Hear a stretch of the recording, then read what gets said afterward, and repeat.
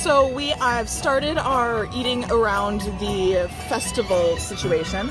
We had first stopped at the Alps and we had the raclette, and it had a couple pieces of baguette in there. They had some potatoes and a couple pickles. Raclette, for those who aren't familiar, it is a Swiss cheese, a little bit more of a fragrant cheese, so stinky cheese. It is served melted and warm. They put a block underneath a heat lamp and then scrape off what melts off. It was pretty good, pretty good. I would say it's not anything. It's right home though. Yeah, I mean, you can make it at home. It's still really good. So it wasn't something I would say totally skip it, but it was good. The next stop that we had was India, where I got the little mini bread service, or the Indian bread as they call it, which comes with 3 little slices of naan, as well as 3 different dipping sauces, roasted garlic, coriander pesto, and then a mango salsa. It's just as good as I remember. If you love the bread service at Sanaa, you're going to enjoy it too. And then you got some things as well. I got a curry. It's got chickpeas and cauliflower and rice. It's super good. It's a little on the spicy side, so if you don't like spicy food, maybe just be wary.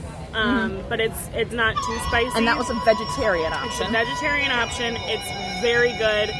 Even if you're not a vegetarian, it's still very filling and it's so good. I just finished it and it's amazing. And then you also got... I also got a cocktail. It's a mango lassi with a chai cream liqueur in it, and it's super refreshing. The chai is very light, so if you're not a huge chai person, the mango comes out a lot more. Yeah, it is. In this type of heat, though, you do want to have corresponding water to go along with it because of the dairy in there and the extra sweet. It can like clot up a little bit, so I would definitely have some water on hand, but it's very, very delicious. But that is our first couple stops at Food and Wine. Okay, next Food and Wine update. We've had a couple different things. First off, we had the pork belly taco in Mexico. It had some salsa verde on it and something else. I was on a corn tortilla. It was great. It was really good. Really good. Really, really good. Very traditional. The flavor was there. Just one taco, and it is a small one, so it's not something you can really share too easily. I think we got like a bite. It's 4 bites. Yeah, bite and a like, half. You mean between the 2 of us? So yeah, bite and a half each. Bite and a half each. And then we came down to Africa, and we had 2 things here. We tried the piri piri shrimp skewers, and then the beef tenderloin. That is a coffee glaze, and it has a little like a cornbread cake underneath, but it's not a sweet cornbread. And then it's got this vinegar-based sauce with it. So of the 2, the beef tenderloin was the best. It was really good. The beef was okay, but the flavor of the sauce with the cake was really good as a full palate. With the fresh, the vegetables and the everything. It was really good. It was really good. The shrimp, I'd say it's a pass. Very bland, overcooked, as well as there is a little bit of heat to it, but not flavor that goes along with it. So it's not really worth your money to go towards that. So that is our update there. Okay, so next step on the Food and Wine adventure that we are on. We did 2 booths. The first one was Spain, and in Spain we had 2. We had paella and the charcuterie cone. Yes. And the charcuterie cone was good. I really enjoyed the choice of cheeses that they had. Olives were olives. Wasn't anything too special. They had a couple... Good sausages and... the thin... Oh my god. I am brain farting. Oh my god, me too. Not prosciutto. There you go. I was like, panna cotta. No, it's not panna cotta. But it was a good selection. It was a little small. But flavorful. I liked the sauce that they had in there. It was just a nice olive oil base. Herb sauce. And then the paella, avoided. Don't get it. Wasn't worth the money. It's rice with a little andouille sausage, and that's it. It's not paella. Some frozen peas. really. That was it. And then we went to the American Pavilion and we had the lobster roll. I have liked the lobster roll in the past, so I was really looking forward to it. The bun was still soft and buttery toasted. The cream, like mayonnaise, lemon mix that they had was still really good, but the lobster was not as flavorful this year. So I don't know if it was just me getting a lobster that just didn't feel like holding its flavor or what, but I mean, it wasn't bad. It was cooked properly, which is what I usually have a problem with lobster rolls. I don't order them most of the time, but this one actually had lobster that wasn't overcooked. And there's a good amount of lobster in that roll too. It kept falling out, so it's a very small lobster roll for the dollar price that you pay, but it is very well packed. It's full of lobster. So, on that note, we are in the American Pavilion. We're going to watch the show. And we are back for another quick overview of what we had. We stopped this time 3 different places before we wanted to catch up with you here. So the first one, we went to Belgium? Belgium. Okay. And there we had one item. Yep, it was the beer braised beef with Gouda mashed potatoes. Yes. And we were really hoping that it would be delicious. And when we got it, we were both shocked at it was not pretty. It was not pretty at all. But we tried it. The Gouda mashed potatoes could use more of a sharp Gouda flavor to it. It was very subtle, and then once you got the gravy onto it, kind of lost the Gouda. Yeah, you lost a lot of the flavor. It definitely the gravy overpowered the Gouda. But I did really enjoy that gravy. Yeah, that was a very good gravy. Really good gravy. The vegetables were cooked perfectly. The mashed potatoes were fine. And yeah. The Gouda definitely wasn't there. Yeah, and the beef was overcooked. And then the beef was way overcooked. Way overcooked. But, you know, for the most part, everything there was pretty good. If you're hungry for it, sure. Then we went to France, and we got the fondue, and we got the creme brulee with hazelnut underneath, because they do a layered creme brulee for the festivals. So the fondue was, they came with 3 croutons, but it was like long stick. Yeah, and we had way too much cheese for the amount of croutons that we had. We needed more of something to get it in there, or else it felt like a waste because I wasn't going to drink it like a soup.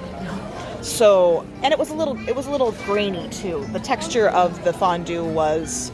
It was a grainy fondue, and also the fondue didn't have the cheese they used. It wasn't a super flavorful cheese, and they didn't add a lot of flavor to it, so it wasn't as like, oh, it's really good as I was hoping. Yeah. It needed a sharper cheese. Very much so. And then the creme brulee was... Before we move on, okay. Because the croutons, I will say this, the base bread that they use to make the croutons is a really, really good bread. Yeah. I still thought we should have had softer bread. It would have been good with soft bread too. I like the crunchy bread. But, you know, the crunchy bread holds up when you're dealing with something that is a little bit more liquidy and, you know, soak upable. But the croutons weren't really soaking it up versus like a baguette or something. That's where I was coming from on this.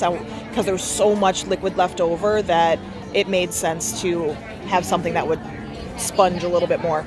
And then we did the creme brulee. And the creme brulee had a nice crisp top. And then the best part, though, to me, was the hazelnut at the bottom. The custard was fine. It's a normal creme brulee custard, but I will give them kudos. They did not overcook it, and a lot of people overcook their creme brulee custard. Yeah. However, with the heat that we've been having, it's not holding super well. It was getting a little to the soupy side. Yeah. So, I mean, when it gets cooler, it might be a good time to try it, but it's not, I'd say, a die-hard must-do. Go for it. And then right now we are in the Apple Orchard, which is in the old O Canada screen room. So it's really pretty. They redid everything in here. It's beautiful. And then we had a cider flight here because it's the Apple Orchard location. And the 3 ciders that we had, one was a limoncello, one was a cherry, and then the other one was just a spiced apple by Woodchuck. And I personally really, really liked the limoncello. That was my favorite of the flight. I really liked the spiced one. And we... Neither did like the cherry. No, we forced ourselves. Dry. Yeah, we forced ourselves for that one. The limoncello, I think, was the sweetest of them. Yes. And then the cherry was the... That was like tart. Yeah, a and little dry. And then the spice one was like happy kind of medium as far as like dry or sweet. And then it had the spicy. Yeah. So if you like cider, this is a good location. They have the cider side as well as a wine side. So you have lots of different stuff you can try. But that's our recent update. We'll see you in a bit. Well, we just had the worst and best of the food all in one little go. Yeah, it's accurate. So we left the apple orchard and went to the Canada little booth because everybody's talking about the filet and how the salé filet mignon is, you know, blah blah blah blah blah. And as you can tell off of just that little description of the blah blah blah, it's not good. Actually spasm.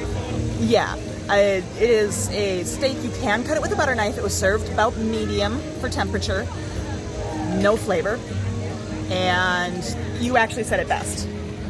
It tasted like it's been frozen and defrosted And in a microwave. And a quick defrost too. Yeah, like So not thawed, like defrosted. Yeah, it almost had that, I don't want to say freezer burn stank, but kind of on it. The weird meat stank that you get when you thaw your meat in the microwave. And for people to be like, oh, you have to get the filet.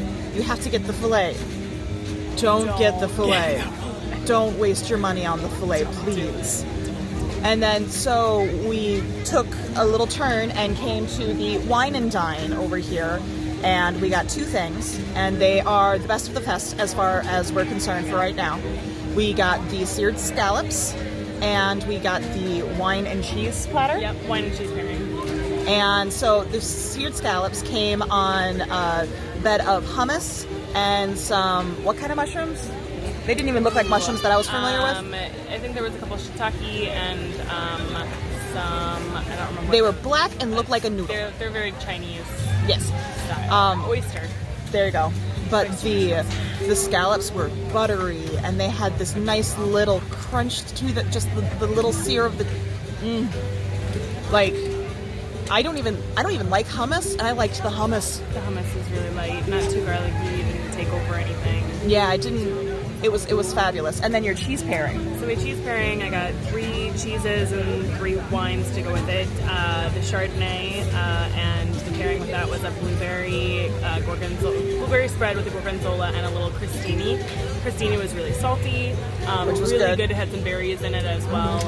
The blueberry compote was delicious, and the gorgonzola was fantastic. The only thing I have to say is I like stinky cheese. Yeah. The stinky cheese.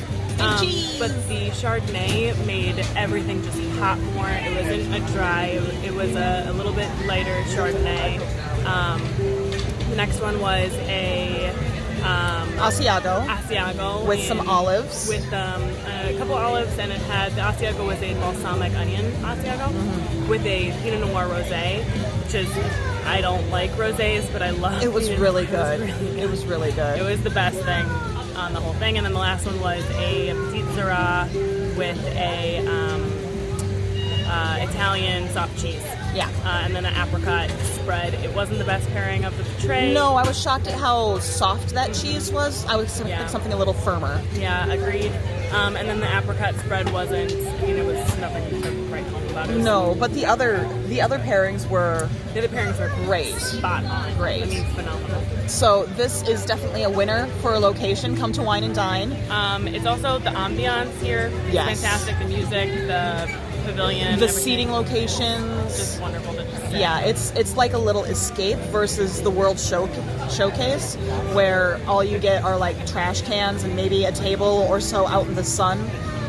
Here there's little Gardens, it's umbrellas, and music. It's and beautiful. Grass and It's a perfect way to end our little adventure. We might do flavors from fire yet, so if you see us one more time, that's what we did. If not, this is the best way to end our food and wine festival. So I'm happy with this ending. And on that note, we'll see you later. There's a great big beautiful tomorrow, just a dream away.